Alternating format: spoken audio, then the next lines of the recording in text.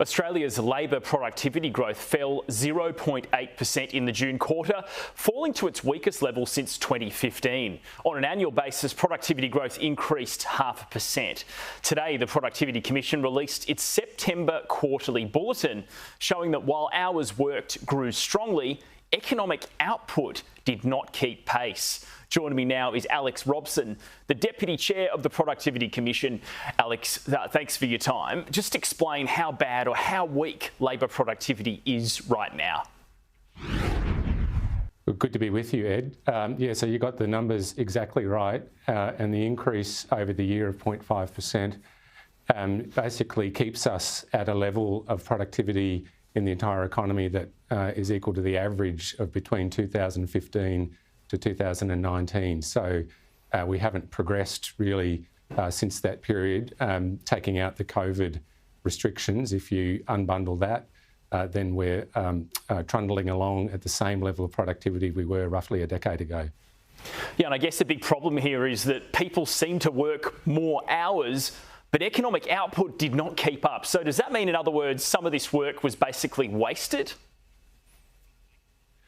I wouldn't say that, Ed. Productivity growth is about working smarter, not harder or longer.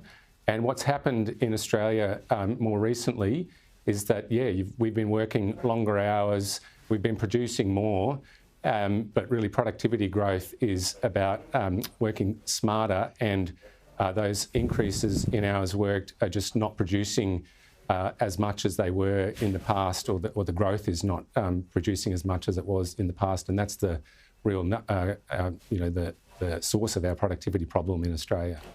Yeah, looking at your bulletin, there were some positives from an industry perspective. It looks like productivity grew in the arts and recreation services sector and in electricity, gas and wastewater services. So why have they jumped so much? Have they been making big improvements?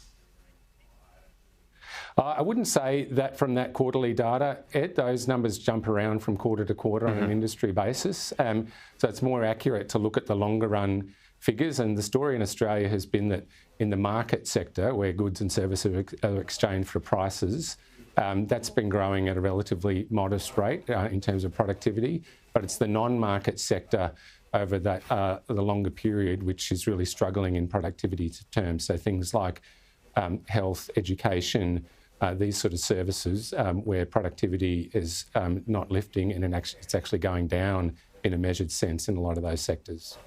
I know you don't measure the outlook or going forward what happens, but how do we get productivity back to better levels?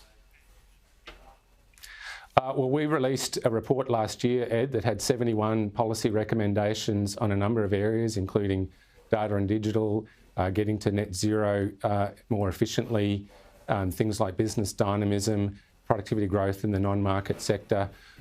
All of these areas, and particularly in the labour market, and having a flexible and adaptable labour market, which includes things like better education and better migration settings.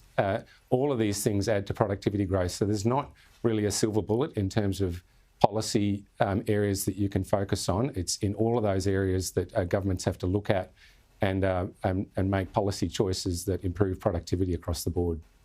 Yeah, you mentioned the labour market. We just saw the recent unemployment numbers showing the jobless rate is at 4.2%. It's still at a really strong level. So that tells us the labour market is still tight. So how does this fit in with the whole productivity story?